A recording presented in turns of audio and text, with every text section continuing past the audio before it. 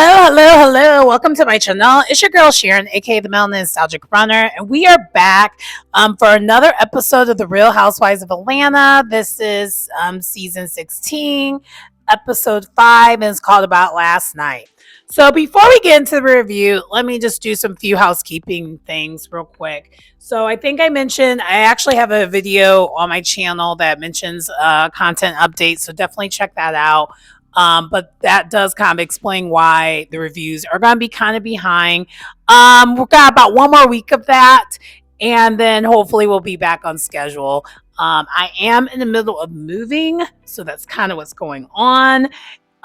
So hopefully by the week after Easter, so basically after Easter, I should be back on regularly scheduled program. Because I am taking time off to also help facilitate this move as well. So just kind of a FYI. So you still will be getting the reviews for next week. But I probably will not have those out, both the Real Housewives of Atlanta as well as the third part of the Beverly Hills reunion. That probably will not go out until I want to say Thursday. Thursday is probably the safest bet. It's probably going to be Wednesday and Thursday, to be truthful. But Thursday will be the latest for both. I will kind of have it back to back, kind of like scheduled. Because I don't like to have my videos out at the same time. Just because, you know, numbers and whatnot. So just FYI on that. Just kind of wanted to give you a heads up. But anyway, let's get into what I just got done seeing. So I just now watched the episode. Yes, it's a Tuesday. And child, you know how I said that I think Kenya might be vindicated? I said at the moment, because when she did way too much. And I am extremely disappointed in what I saw. Even as I am someone who's kind of a Kenya fan for the most part. I wouldn't say I'm Team Twirl, but I do like Kenya. And so I do find it disappointing that she did what she ended up doing in this episode. And it gave bothered. And if you were truly unbothered and you truly are that girl, you do not let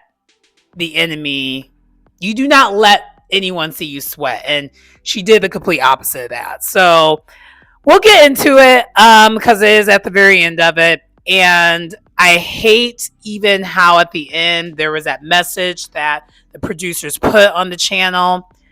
But I mean, put on, afterwards. But I mean, based on what I saw, based on what we saw on our screen, there was no choice. There's no choice. Yeah, we'll get more into details and my thoughts on it as we get into the episode, because that wasn't the only thing that happened. That was the main thing, but let's get into the episode itself. So we are at the very beginning of the episode. We're already going over the aftermath of what occurred, and Shamia decides to have Angela over. They discuss briefly pleasantries of how they're happy that they're good again. Now, Shamia, I was confused by your confessional. Are you not good?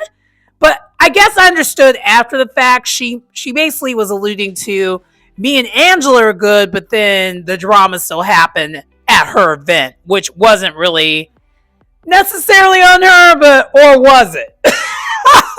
Or was it? And then as they're talking, then Britt does join in at Shamia's house.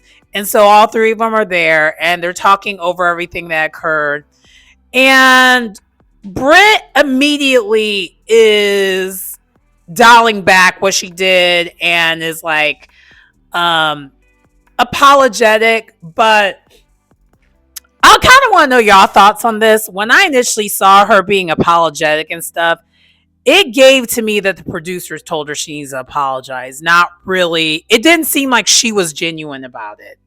So, and maybe I'm just a little biased because for those who followed my review last couple episodes, I already just wasn't sure about Britt. And last episode, I was done, and I'm still kind of there with that. I'm over her. Like, I don't care for her. Just because something about her just seems very fake. She doesn't come off genuine at all. So that might be also why Kenya, especially towards the end of this, was just irked by her.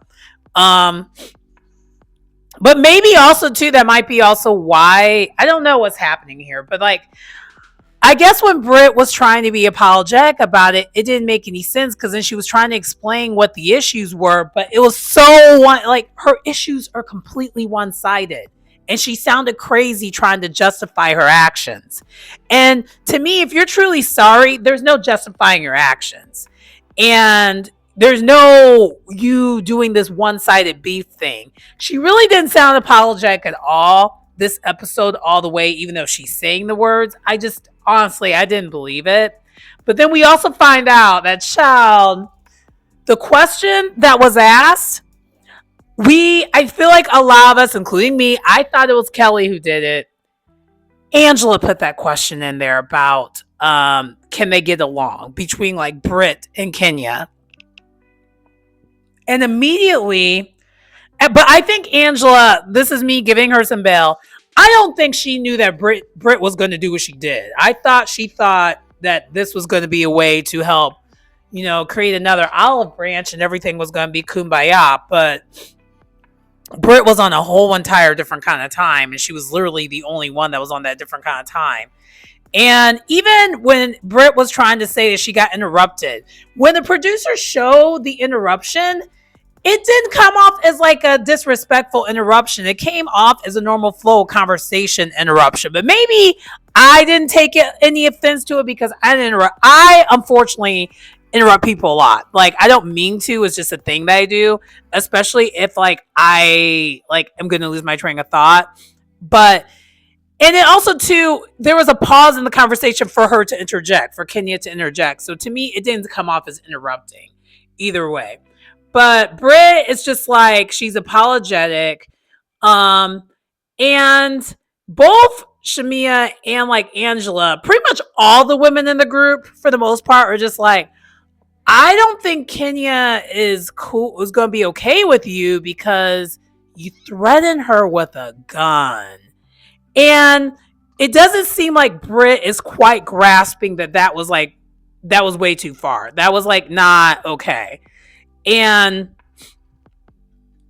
then from there, they do a brief shift after they get done talking about that, where Shamia asks Angela, how does she feel about, Portia's comments about overhearing about Charles, overhearing some things about Charles, Angela's husband. And this is the approach that I wish Kenya would have taken. She paid it dust. If you really pay it dust, you don't give it too much energy. You will talk about it, deal with it, but you have some class, demure. You will address it at a later date. You put a pin in it and address it at a different date. So that's kind of how this scene ends, and we move on to the next scene.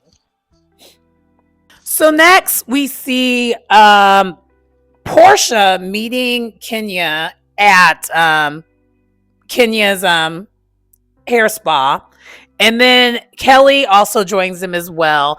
And what they're doing is they're getting ready for the event, the spa, grand opening.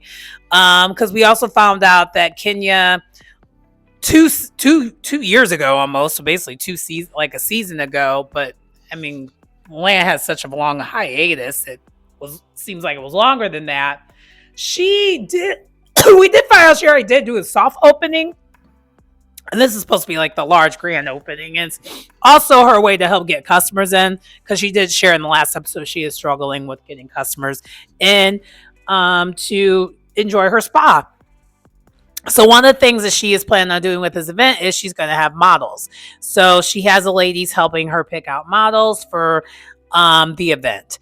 And then from there, they do shift and talk about what happened at Angela's event. And Kenya is done with her. Kenya is over Britt. She's like, there's not going to be a second, third chance. That's it. That's all. And honestly, if I was in Kenya's position, I wouldn't blame her. You threaten me. You threaten me with violence for something so minimal, for a one-sided beef. Like, you come off as superly unhinged. So I wouldn't want to have anything to do with Britt either. Like, honestly. And Kelly is trying to reason with her. She's like, look, I never known Britt to do what she did. Like, that was, to me, came off super odd character. Maybe there was a reason why she acted that way. And not saying it has anything to do with you, but maybe there's a reason behind it. But Kenya's like, I don't care what the reason is. I'm over it. And Portia can see, like, ooh. Because we know Portia, Kenya's history. Portia, up until this season, was almost always on the other side and not in a good place with Kenya. And she's just like, Portia's like, I don't think Kenya's gonna forgive her.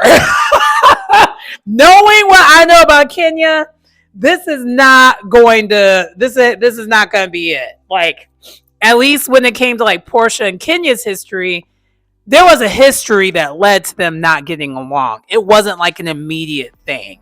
Like, it took time for them to have their beef. And for the most part, it was petty beef. Yes, it did get serious because Portia put her hands on her.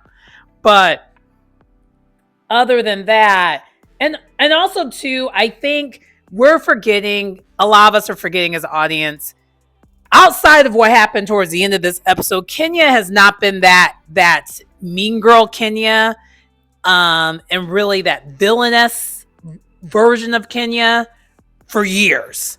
That version of Kenya has not shown up on the show for a very, very long time.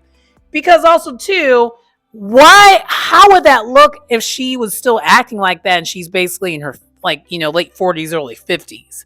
Like, when Kenya was doing all her exploits and stuff, she was like in her 30s, It was like, I mean, neither of those dates or neither of the times were necessarily great, but it was like, years have passed. She's not that same person. So, you could tell just in this scene that the old Kenya, even though she hasn't been that version of her, something about how Britt did that to her, it really brought her back to her old self. And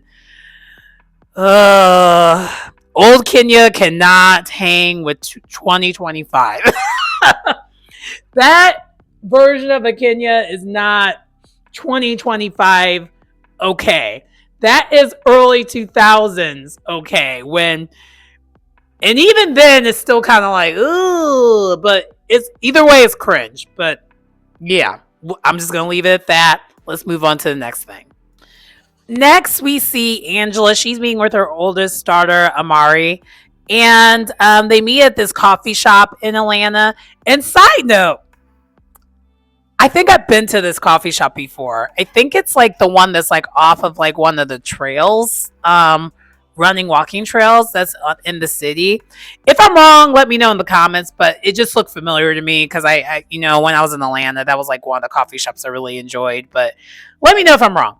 But anyway, so they're talking, and at first they're talking about and the reason why I kind of brought that up is that Amari is looking to maybe possibly open like a Parisian coffee shop. And Angela's just like, so what's the difference? And I'm not going to hold you. This conversation, this mother-daughter conversation, kind of reminds me of a conversation that I would be having with my parents. My parents, especially my mom, though she loves coffee, I'm the coffee snob of the family. So, like, I would know the difference because I've been a barista before. But, like, if I was talking to my parents, they're going to be like, I don't understand what the hype is about this coffee. Like, and that's literally what Angela was giving. It was quite funny. But we also find out that her oldest daughter is from a former partner of hers that was killed in Chicago back when she lived in Chicago. So that's why her father is not in the picture. He is unfortunately no longer with us. And that happened very earlier on when, it was just Angela and her daughter. So she was a single parent for some time raising her daughter, because this was before Charles Oakley was even in the picture. Also, too, we find out that Angela's daughter, Amari, has been living with her mom and her sister.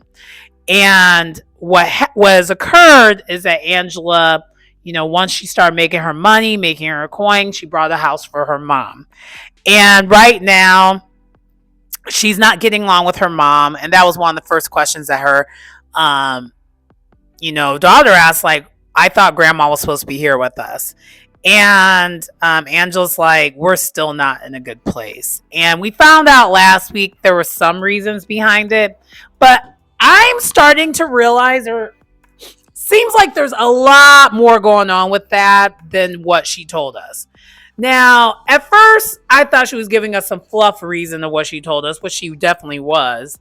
Because I think there's more to even like the Charles part of it than what she's saying.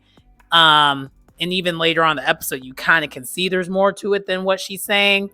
But the other part that we're missing is we find out in this scene that her mom, Angela's mom, is bipolar.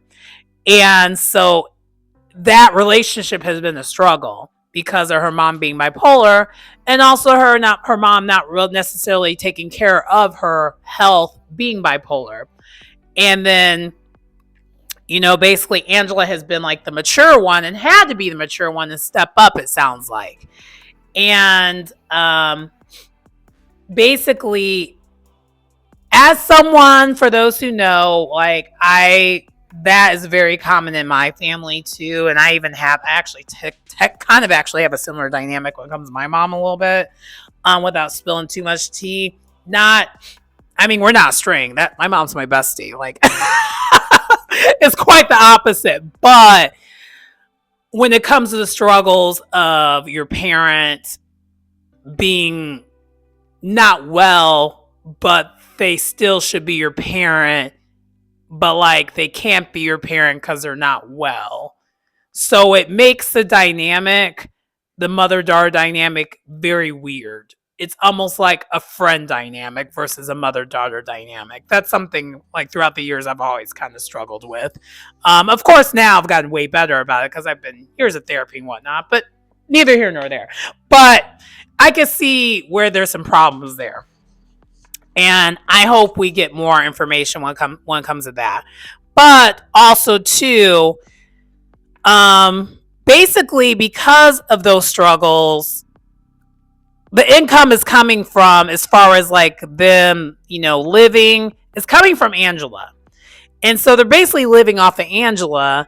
But I guess like Angela's daughter got into it with her aunt, so Angela's sister, and the mother took up for, the sister versus like her granddaughter.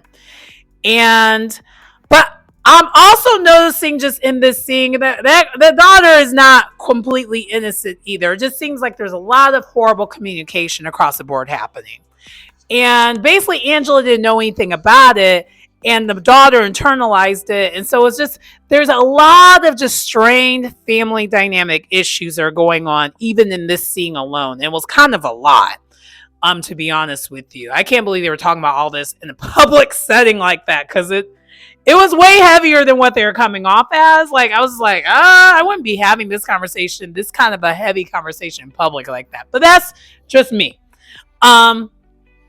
So then from there, they go from talking about that and how, her daughter was hurt that Angela didn't have her back, but Angela didn't know to have her back because she didn't know about any of this because her daughter didn't tell her what happened.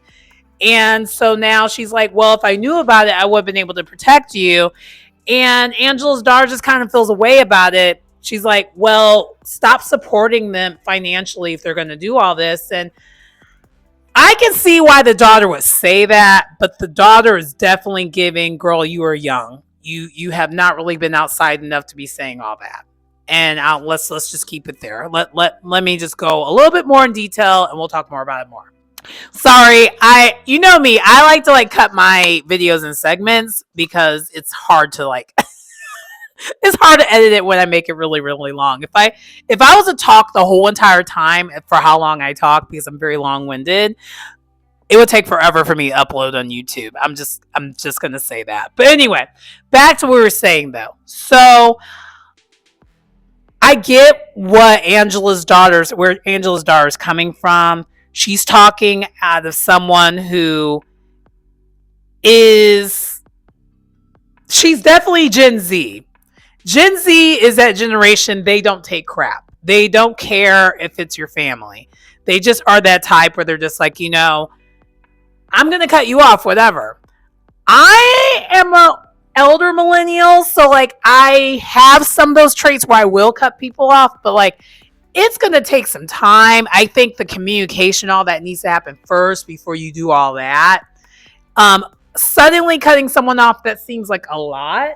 And also, too, Angel's like, but that's my mom. I can't just do that when it's my mom.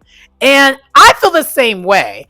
And also, too, I think when you're older, once you get a little bit older, you would not just cut your mom off like that. But then I think once Angela explained that to her daughter, she's like, oh, well, I get that. She's like, so if we were to have a problem where you just cut me off like that, like, when she broke it down like that, Mari's like, okay, I kind of get it. But I think the problem is really that what the daughter has an issue with isn't necessarily the mom, it's the sister. And so Angel's like, I'm going to check the sister. We're going to talk about it. We're going to talk it out. But I still just want to understand, why does her daughter have these issues, these trust issues? Because it's clear as mud to me that there are some trust issues. Because she's still not being fully, I feel like she's explaining these things to her mom after the fact, where it could have been checked and handled at the moment she was to say something. So I think there's a lot more to it. I'm just going to leave it there.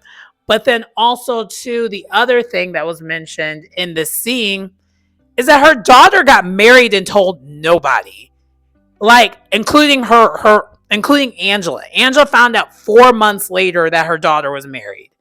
And her daughter just is so flippant about, like, whatever, it's not a big deal. I'm an adult. Like, I'm almost 25. Who cares? And I'm like, wow. So, but then her daughter, when confronted, was just like, this is too much. This is too much. And I agree with her daughter. It was too much to talk about all that in public. But in general, no, it's not too much. I think if they were in a different setting, they need to talk that out more. And I think also, too, it would maybe do them a service to go to some family counseling. Because definitely there's a lot going on there. And just that one scene told me more than it says a lot. But anyway, that's kind of what happened at this last scene. And they put a pin in the conversation and they move on. So next we see that Britt and Portia, they meet up, and Portia is just basically getting right to it. She's like, girl, what was that? What was that? And this is kind of the first time that Britt is showing a lot more remorse than what she was showing before. But I think it's because Portia, another true OG, is checking her. And I think, to me, okay, I'll be honest with you. Again, if y'all like Britt, this is probably not the channel for you. I don't see at this point anything is going to change my mind. I still think she should be one and done, because at the end of the day, you did threaten this woman. Now, how can you retaliate? It was way too far, but you still threatened this woman. I think her job should have been on the line too, because this is a work environment and you're going to threaten me. You're going to off me over you thinking that I don't like you. And that's it. You're the one who disrespected me first and called me out my name and everything else first. And then on top of that, you're going to threaten to off me. Not once, but twice. Yeah, no. It was too far. And even Portia's like, girl, what was that? You went too far. And so Britt's like, yeah, I definitely feel like I took it too far. And so she's just like, and then Portia in her confessionals, like, I think Britt, because Britt's explanation for it is she had a lot of preconceived notions of who Kenya is. And it's like, okay, I get you're a fan of the show, but that's weird.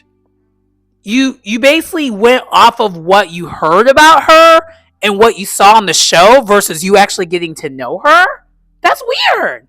And Portia's like, I get where you would get that, feel that way, but like Kenya hasn't been that version of a Kenya in years, as like kind of what I said in earlier on. And she's like, honestly though, after she did all that, I really don't see Britt. I don't see Portia forgiving Britt. Because Portia explained to her, she's like, really, at the table, everything was fine. But then when you did everything outside the table, I think you crossed the line where there's no turning back there. They're not, you guys are not going to ever be in a good place. And Britt, I guess, is just very delusional, thinking that she can apologize and everything will be all good. And it's like, I think Portia tried to warn her, like, girl, I don't think so, but you could try it. And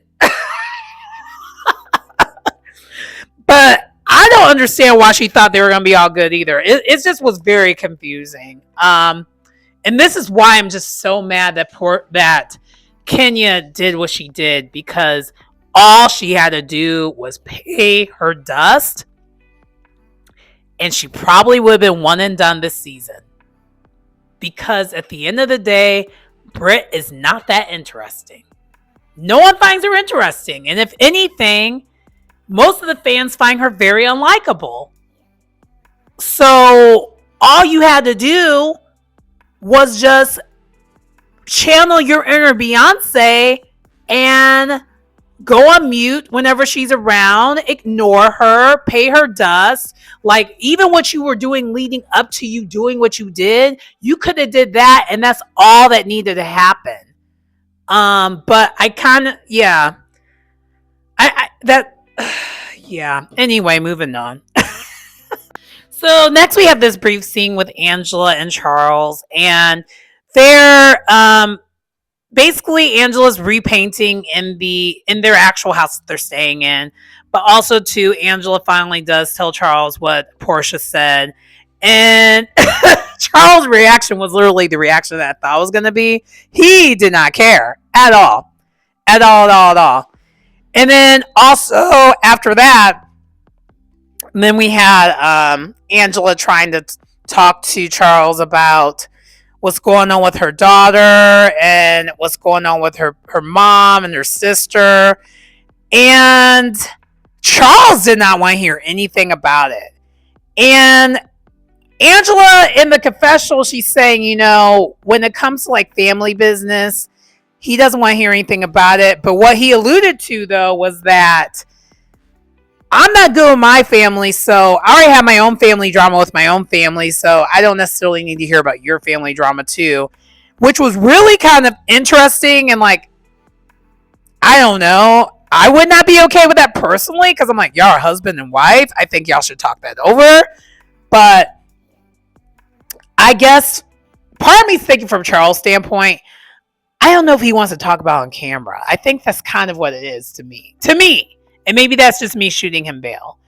But also too, Angela asked for Charles to come to the party, come to Kenya's gathering at the spa, and Charles like, I can come if you want me to come. And then she was like, yeah, you might be the only guy there, but can you come? She's like, I'm not going to come if I'm the only guy there, which that I do agree with.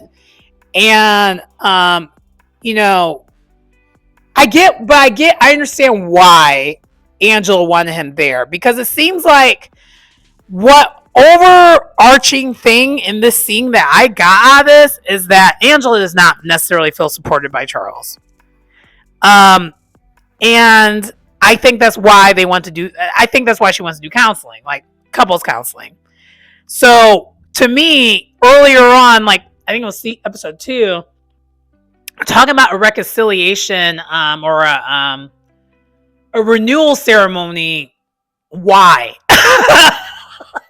Y'all are not one front right now, and yet you want to do a renewal ceremony. Child, that doesn't make any sense to me. But anyway, moving on.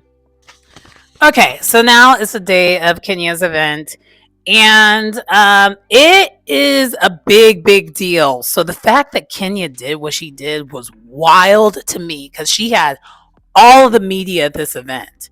It was an actual true event, and she did what she did. But child, okay, we'll get to it. So then Cynthia arrives first. And mind you, I think a lot of people forgot Cynthia was not there last week, so she doesn't know what's been going on. She was out of town. So then after that, Shamia shows up, and then Kenya arrives, and then Portia, and then Angela. So then at this point, the event really kind of starts, like the fashion show. And the fashion show was awesome. Awesome. Beautifully well done. And what ended up happening with this fashion show is she had the models basically walk around with this fashion, but it was all made out of hair. It was like dope. So dope. Especially like Manetta, because Manetta made an appearance and she was like kind of giving Maria Antoinette let them eat cake, and all of her hair was just everywhere and was cool, and she ended up winning. It was kind of a contest situation. She ended up winning. While this was happening, Drew did show up. She kind of snuck up in there with her sister. Her and her sister arrived. And then from there, as all this is happening, Britt and Kelly are on their way to the party. And I don't understand why Britt thought this was a good idea for her to show up. And to me, this is another misstep and another effort of disrespect. If you haven't had a one-on-one with me after you did what you did, you don't get to show up at my event. Like, even though you were invited to this event, this was before everything happened. I would think you would have enough couth to realize you shouldn't be showing up at my event. And Kelly's hyping her up, telling her she should come. She, thinking that this will be good. This will be an olive branch. I'm like, Kelly, where did you get that from? Like, child, I didn't understand what Kelly was coming from when it came to this. I think Kelly was thinking okay, I get to a certain degree because this is a true business event.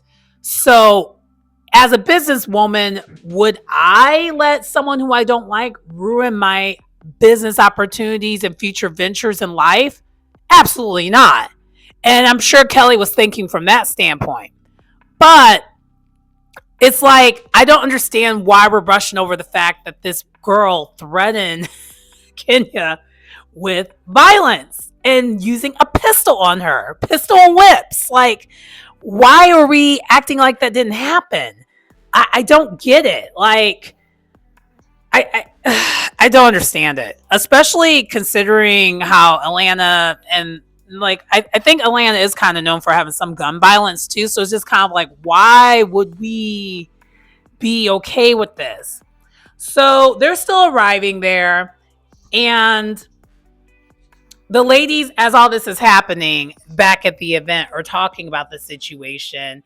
Like, they're basically getting Cynthia caught up to what happened. And Cynthia's like so behind when it comes to multiple things. So for one, she's like, wait, oh, you and Angela are good now? To Shamina, she's like, yeah, me and Angela were good now. She's like, and then she explained what happened between Kenya and Britt. And then also we find out that Portia and Drew still aren't okay. But I mean, most of these other things are just petty in comparison, in my opinion. And so then, as this is happening, I think Kenya, I forgot who Kenya was talking to. I think she was just with her people, just celebrating her victory and her really having an amazing event. And then out of nowhere, Britt and Kelly finally do arrive. And the way Kenya's face dropped from happy to not okay and basically complete shutdown mode, yikes.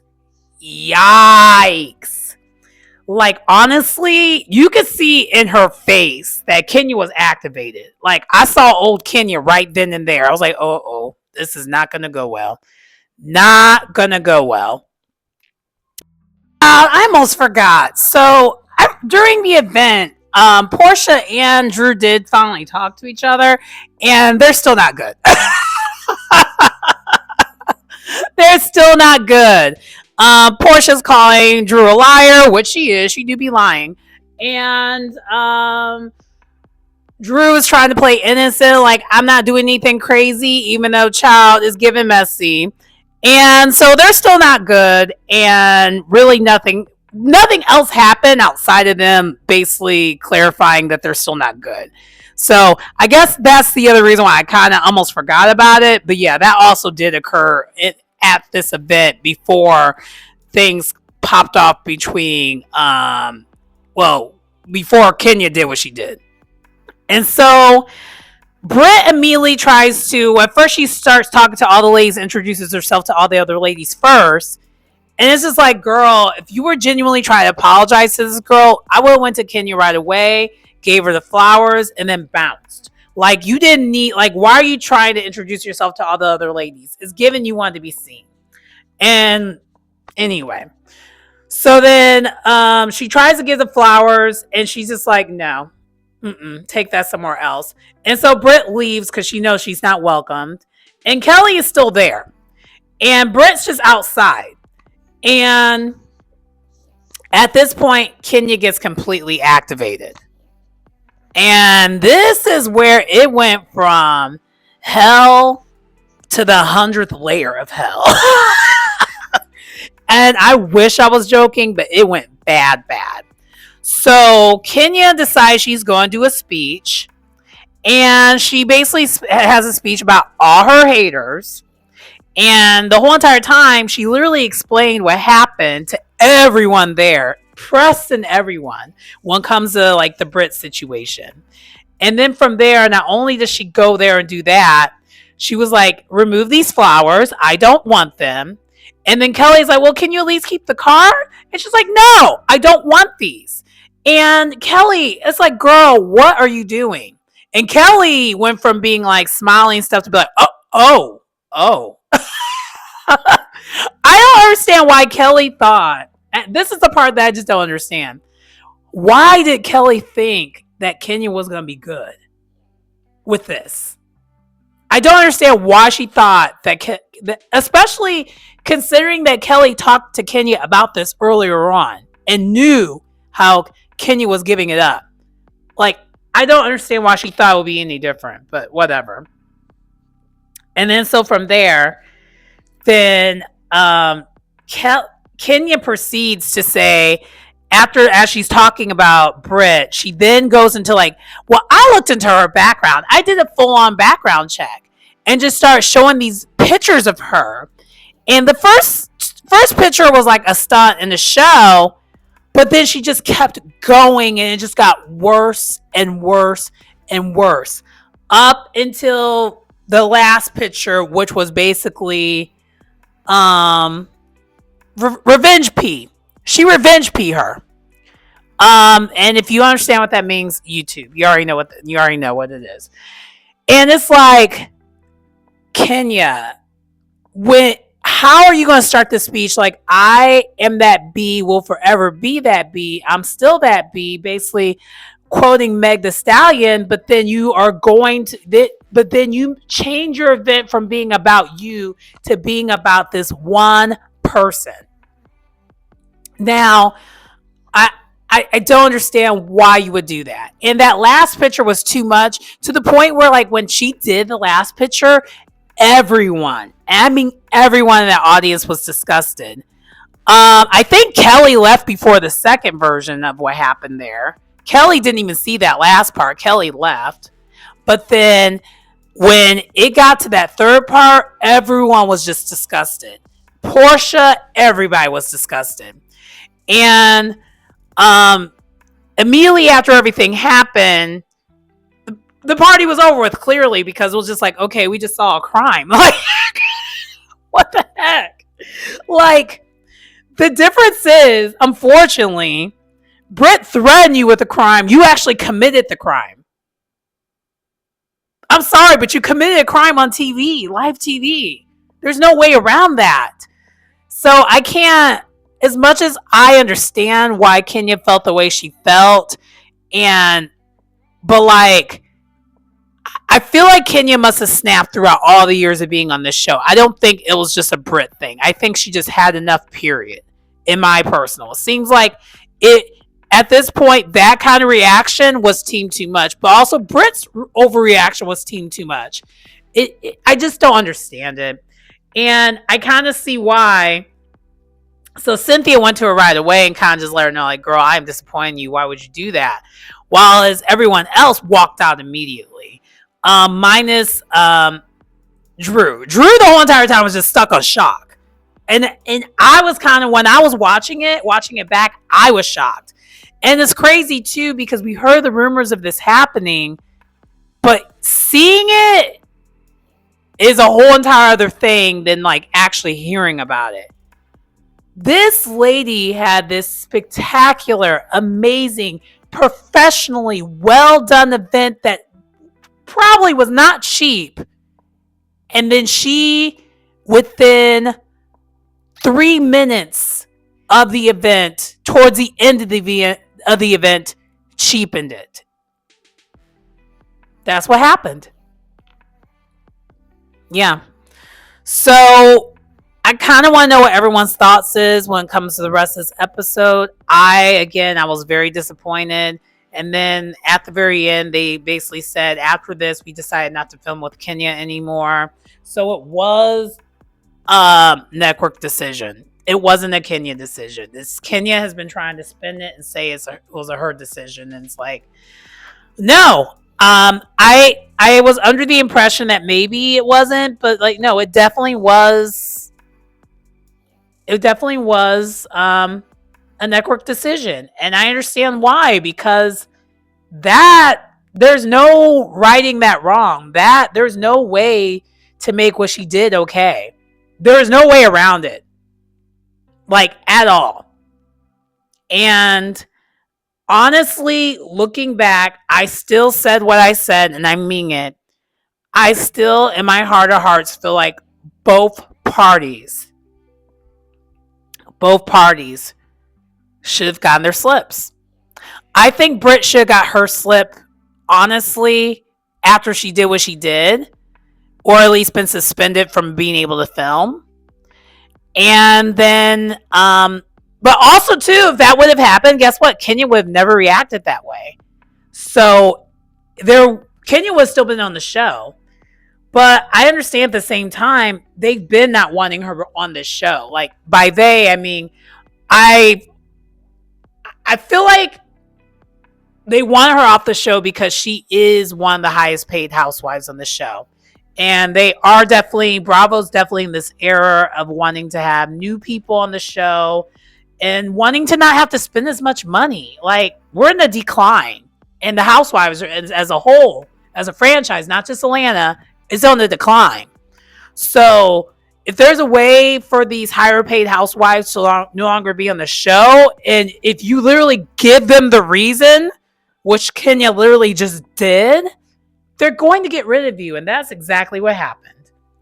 But anyway, that does conclude my review. Please like, comment, subscribe to the channel if you get anything out of the content. It's your girl Sharon, aka the Melanin Nostalgic Runner, and I will see you next time. Bye.